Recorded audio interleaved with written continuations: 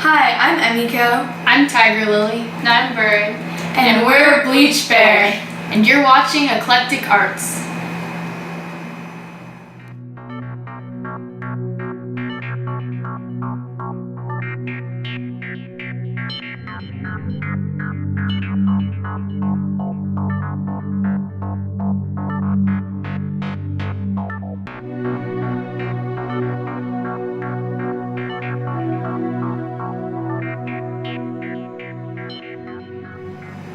Greetings, you're watching Eclectic Arts and you're here with Mark, and I am here doing my second video interview for the magazine, and we're here with local Seattle artist Bleachbear, and thank you for joining with me tonight, ladies.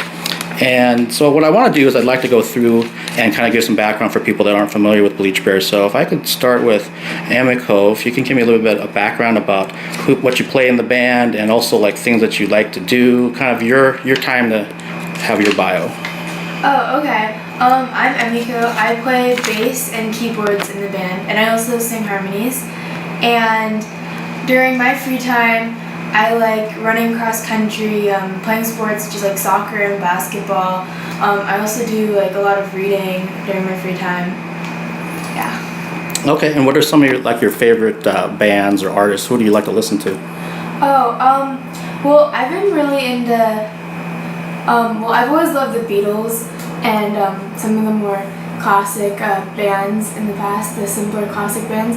But I've been getting into more like 80s bands lately, like Depeche Mode and stuff like that. So bands like what I grew up with, and not to age myself. And you said you play basketball? Yeah. Okay. Do you have a favorite NBA team since they're in the playoffs right now? Or player? Can't think of any. Okay, no, that's fine. And we'll move right over here to the center. If you could do the same thing, give me your bio, please. Yeah, I'm Tiger Lily, and I'm the lead singer and guitarist. And some things I like to do in my free time are I like writing poetry, I like scrapbooking. I'm really into the arts. In my free time when I'm not doing music, I like to just go to other concerts, find local arts things going around, go to my friends' shows and stuff like that. Okay, and same question, do you have some artists right now that you're listening to a lot that you're constantly playing? Yeah, it changes a lot. I like a lot of local bands, like I really like Lulu's and Deep Sea Diver, and bigger bands I like Radiohead, I like Bonnie Bear. Okay, and how did you get into scrapbooking? It's kind of unusual. Well, I used to keep a lot of diaries when I was a kid, but then I got bored just writing, and I came across this book of vintage postcards, and I also had a lot of old poetry books of when I was younger. I'd submit my poems, and they'd get put in these huge compilations. So I started liking cutting up those poems and pasting them together on the postcards. So I've been really into that. And yeah, it's just like I'm not very good at drawing or anything, so taking other people's art and just cutting it up, I really like that. I'm Bird, and in my free time, when I'm not doing music, I like play basketball too. And I guess other than that, I bounce around a lot. Sometimes I kind of go through phases. Sometimes I like to write. Sometimes I like to read, go outside. I don't know. You're the drummer. And I'm the drummer. Yeah. Okay. So does that mean you're the crazy one then? Because usually the drummers are the crazy ones in the bands. I would choose the crazy one. Tiger Lily's the crazy one. Yeah. Are you the quiet one then? There's usually a quiet one in the band too. She's the quiet one. Yeah. Okay, cool. And so I read somewhere that the name Bleachbear came from your love of like Nirvana and that type of thing, and also like a love of folk music. Is that correct or not? Yeah. Okay. Yeah, so it was inspired by Nirvana's album Bleach, but also, yeah, just where we live, the Pacific Northwest, there's a lot of folk influences. And when we started out the band, we thought we were going to be like a head in the heart type band, like a folk singer-songwriter band, and then that now we call ourselves a dream pop grunge band, and it's always evolving and changing. So So yeah, definitely not a folk band anymore though. Okay, so were you growing up, were you listening to some folk then, or like from your parents, or where did that influence come from? I really don't know. I think, well, when I started out, it started out with me just playing guitar, and the influences I had were mostly singer-songwriters like Regina Spektor and Sarah Bareilles, and so that's not really folk, but it's closer to folk than like rock, because I started out just on my own playing things. And then, but as far as influences go, our parents were really into Nirvana and all the grunge scene, all the local bands like the Fastbacks, so a lot of rock influences growing up. Okay. That kind of brings me to one point, because, and we'll get to this further in the interview, but being the ages that you are and being in high school, it's got to be hard to have balance between doing Bleachbear, your studies, friends, social life, all that kind of thing. So what is kind of the goal or goals of the band right now? What are you trying to achieve in the next year, 2 years, and keeping in mind that balance piece?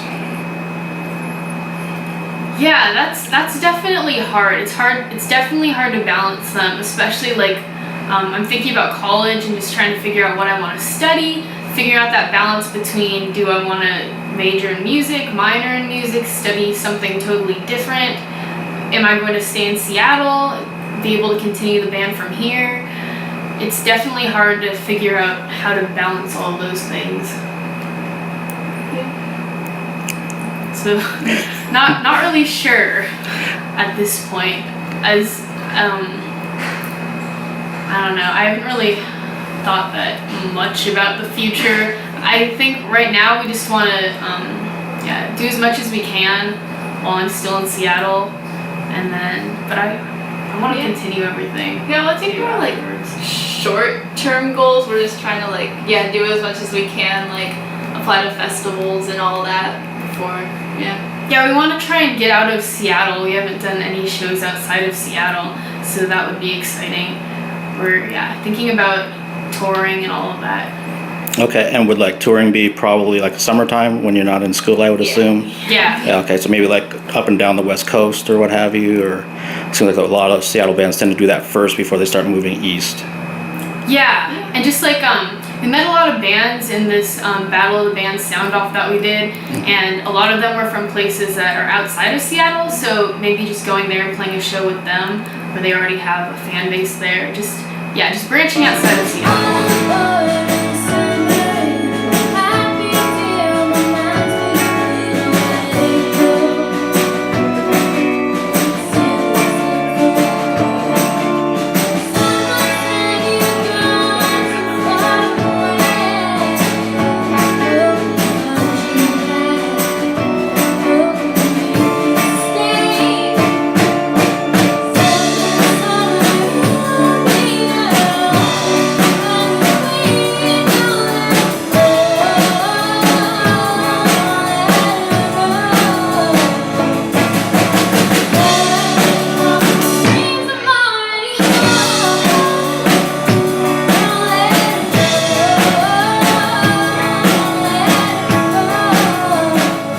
Is it basically what you started and then you brought your sister and your cousin into the fold, or is it feeling more like the three of you are Bleachbear, you are a band?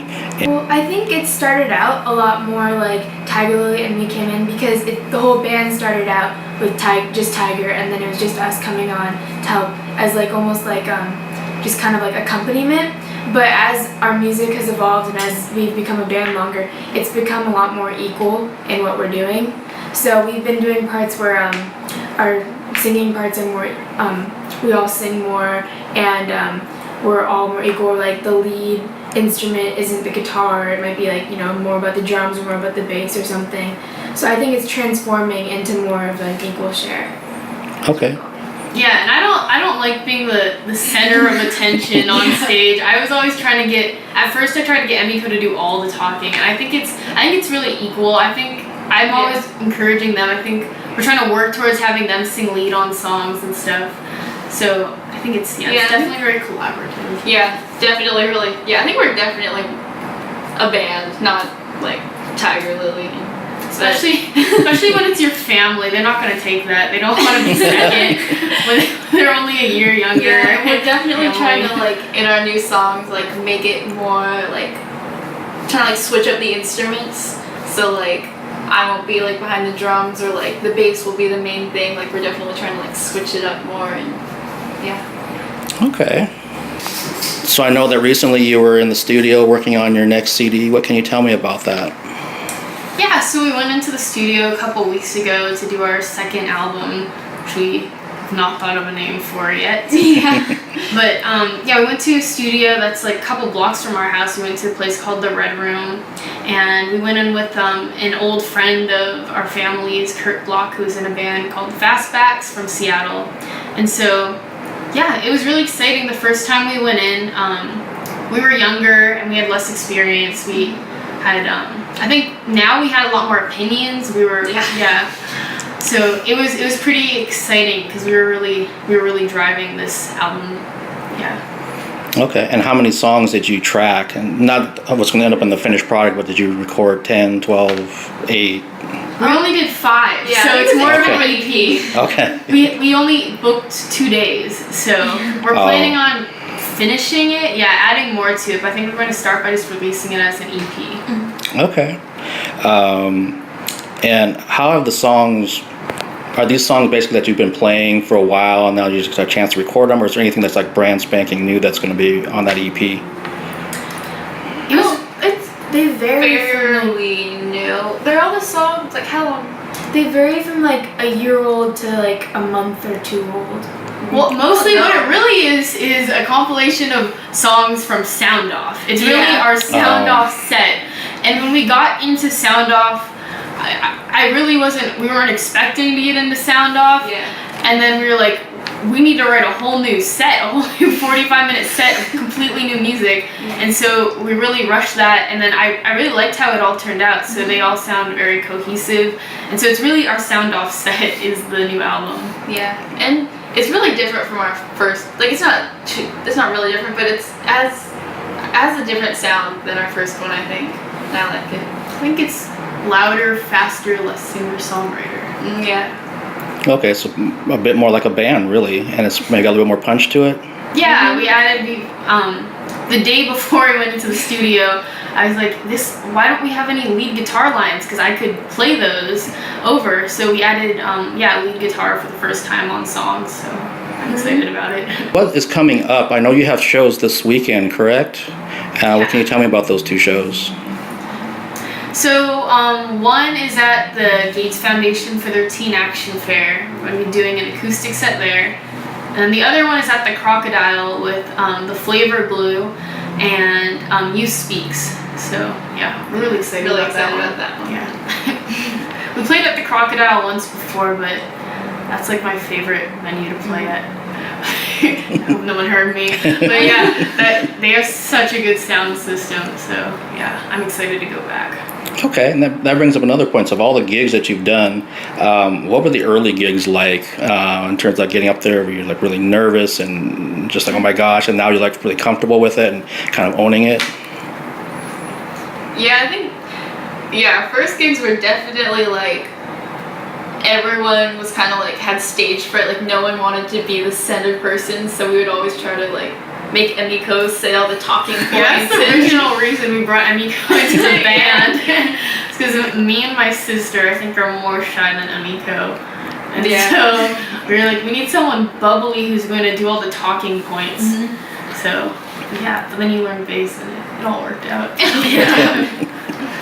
Okay, are there any gigs that you've done that stand out for good or bad reasons?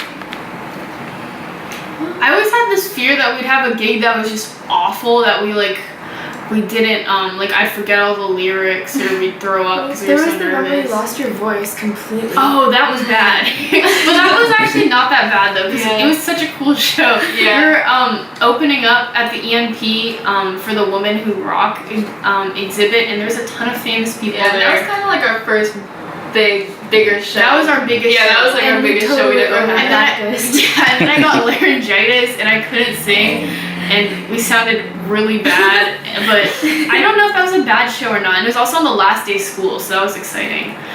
Yeah, but even if we didn't sound good, it was still cool. Yeah, I'm trying to think. Was It there was any? exciting. What was your guys' favorite show we played? I don't know.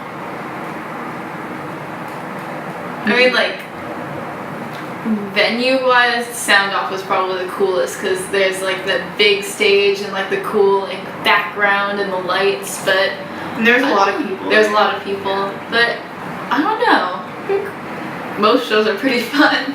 Yeah. Yeah. Yeah, Sound Off was fun. We were really nervous, but that was definitely cool. Probably the most nerve-wracking. Yeah.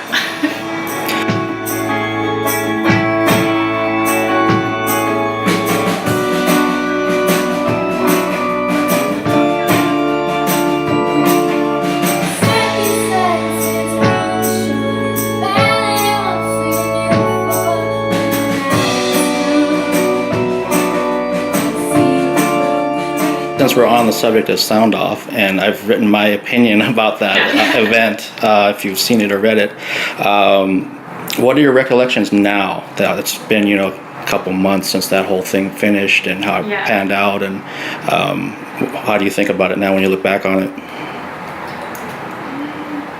Well, first of all, it was interesting to get, when you do Sound Off, you get all the judges' feedback. So it was interesting getting that. And I think one of the things that I thought about after Sound Off was trying to figure out how the judges decide who's the best. Because I think it was very subjective depending on who the judges were. And when we got our feedback, it like really emphasized that, because someone would say like, great vocals, and the next one would be like, vocals very pitchy. Like it was like just so contradicting. And also everyone said cute, simple pop band. I don't think we're a cute, simple pop band, so I don't know. Yeah, that was interesting too. I don't know. It was a good experience overall, though. It like whenever you do things like that, where you also have like recordings of yourself, you listen back to those, and it really makes you want to get better and like also appreciate some of the things you're doing. But yeah. I think during the actual experience of Sound Off, where we focused on small parts of it that we got kind of stuck on, but looking back on it a while later, it had great exposure, and it was actually an overall good experience. We got to meet a lot of new people, and we got a lot of good feedback. And I think overall it was really good experience to get to know ourselves as musicians and to just be a band. Yeah, I would recommend it to anyone. I think it's one of the best things Yeah. we've done as a band for our band. Yeah. Okay, and was this the first year that you tried out for it, or did you try it on previous years? Yeah, this was the first year. Okay. It was very spur of the moment. It had been something that we've been planning on doing for years, but I'm one of those people who just keeps putting things off because I'm like, we can still get better, so we might as well wait. But yeah, I'm excited. I'm glad we did it, and I think it's good that we did it earlier too, because then it was really a big push. That I'm glad that we had that push sooner rather than later. How do you, we'll kind of shift gears, how are you treated at school? Is everyone just cool with you, knowing that you're in this band, and they're like, oh, whatever?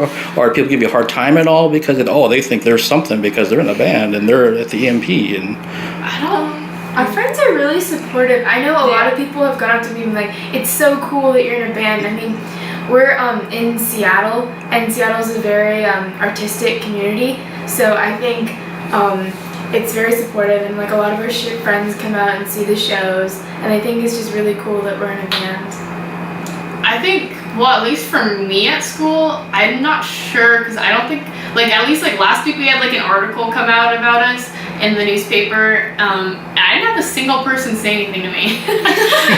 No, I'm glad you're friends. Maybe it's cooler when you're a freshman. Yeah, I don't know. Like, I had some people like mention it after I'd been talking to them for like an hour in class. They're like, oh yeah, and I saw you last week. But I don't know. I think at least at my high school, I started a music club that had 2 members in it for 3 years. I don't think it's a very musical school. But yeah, our friends have been supportive. I think the people who are most supportive, though, I find are people you don't know as well.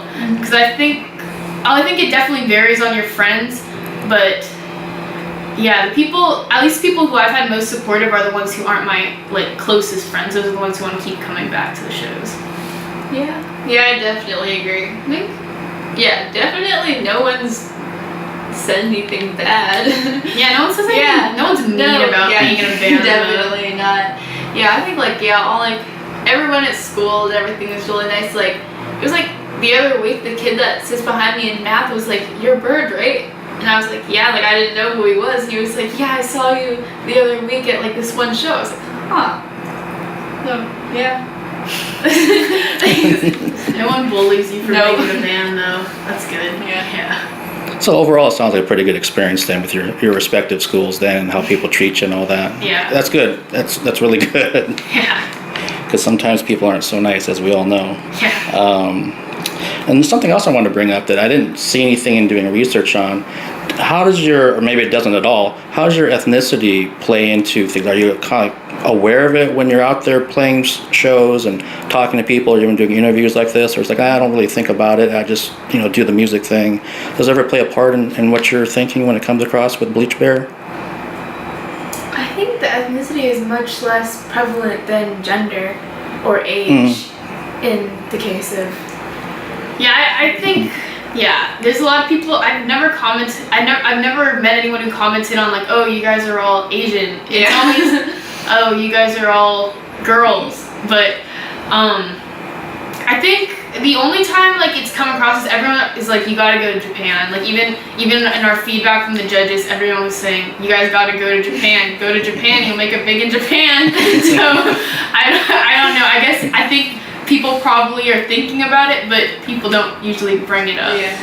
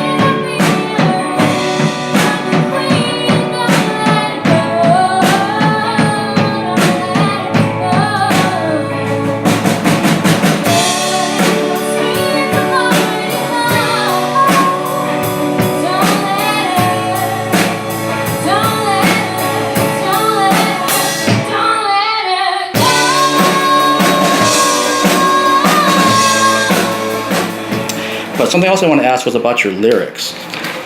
I didn't read through them like word for word or anything like on the first CD or the kind of demo CD that you put out.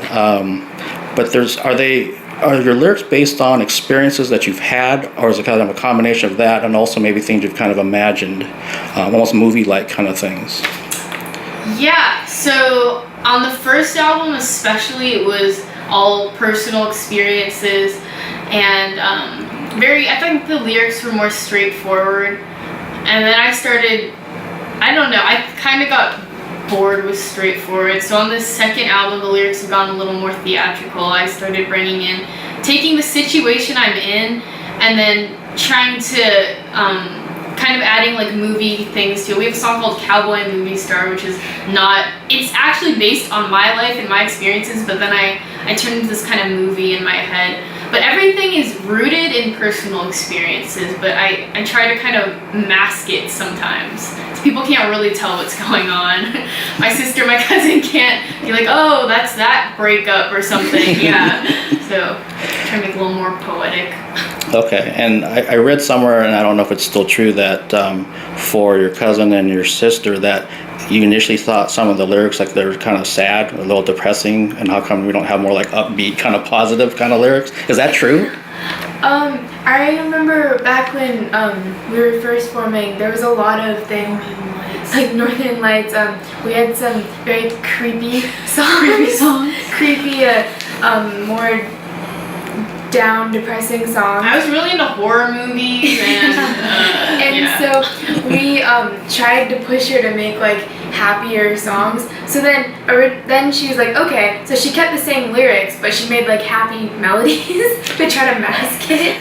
And no one could tell. They still don't know the lyrics. We went into the studio and they're like, this part's wrong. You said the wrong word. And I'm like, no, I didn't.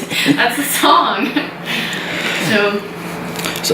So what are you inspired by now for your lyric writing? Mm-hmm. You mentioned that it gets more theatrical and that kind of thing, but what's kind of getting you going?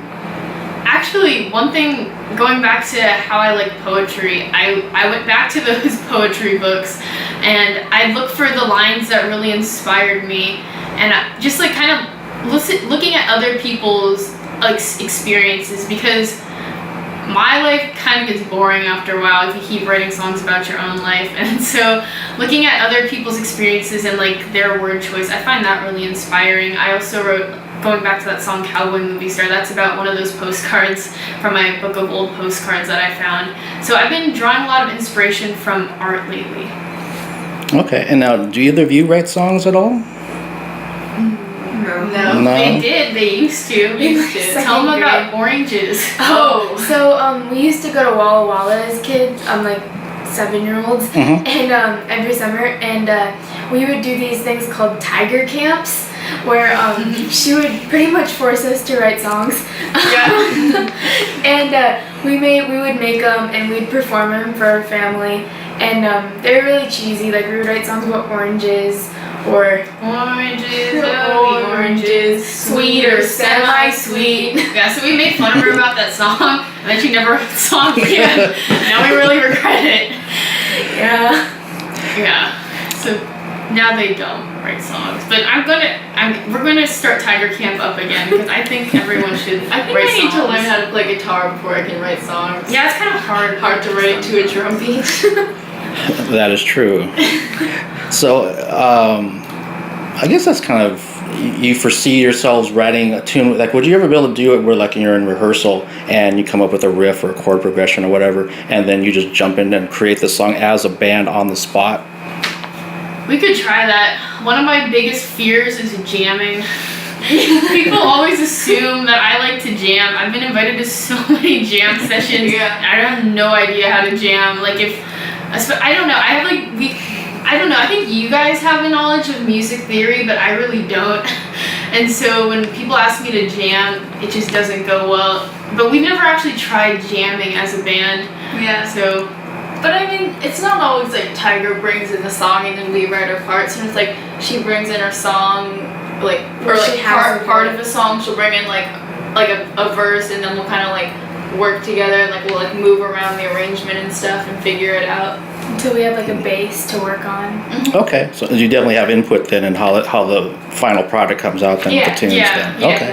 And I'll oftentimes like I'll write like 3 different choruses and have them choose which chorus they want. So it's collaborative. Okay, cool. That's interesting then.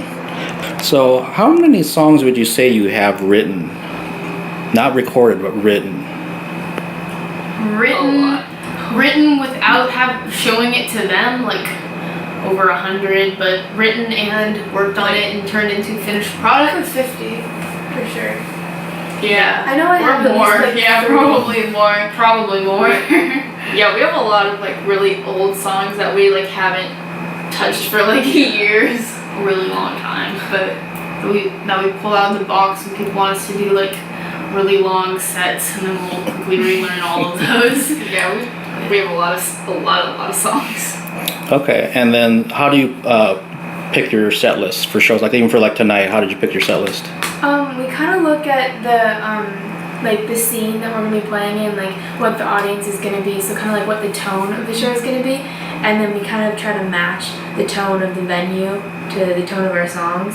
It's also just what we're excited about playing, and I think there's a large bias after you've been playing a song for a long time. Like I was convinced that our last album was just awful because I was so tired of all the songs, and I re-listened to it yesterday. I was like, this is really good. Like I've never appreciated these songs this much. Why aren't we playing these? So I think a lot of it's just like what's the newest thing too, which what we like to play. It's like whatever you've like just written, you're always most excited about. So so you want to go out and play those songs. Yeah. Okay, and then the last question I have, I think it's the last question, is what kind of advice would you give to other teens that are trying to start their own band? What should they like look out for, be aware of? Oh, there's so much. I can write a little book on this.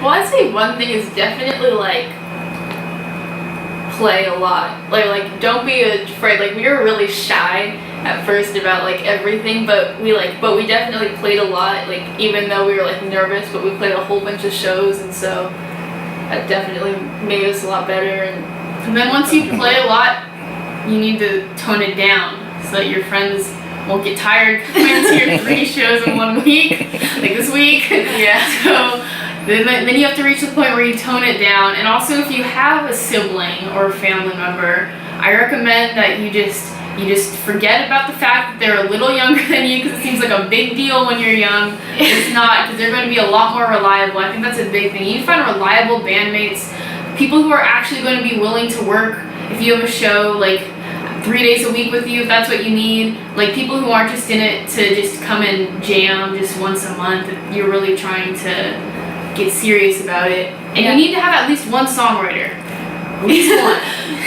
Yeah. And also, you need to be nice to all the other bands. You need to stick around to watch them play, Be because supportive. yeah, that's where all your opportunities are going to come from early on. Being nice to the venue so that they want you back. Being nice to the other bands that they'll contact you to play shows. You don't even have to be that good. Yeah, you don't even have to be that good if you're just nice. So yeah. Okay, so that becomes your networking, basically. Yeah. Okay. And lastly, do you have anything you'd like to plug? Yeah, so we have a Facebook page and an Instagram, which are both just Bleachbear Band. So you can check us out, like us, follow us. And also, we're going to be releasing a new album EP that's coming up soon, hopefully in the next coming months. And also, we're going to be playing at Folklife on Saturday. Not this Saturday, the Saturday. Folklife weekend Saturday. Yeah, I think that's Memorial Day weekend is Yeah. Folklife. Okay, great. Well, thank you so much for taking the time to do the interview today, and I'm looking forward to the show. Well, thank you. Yeah.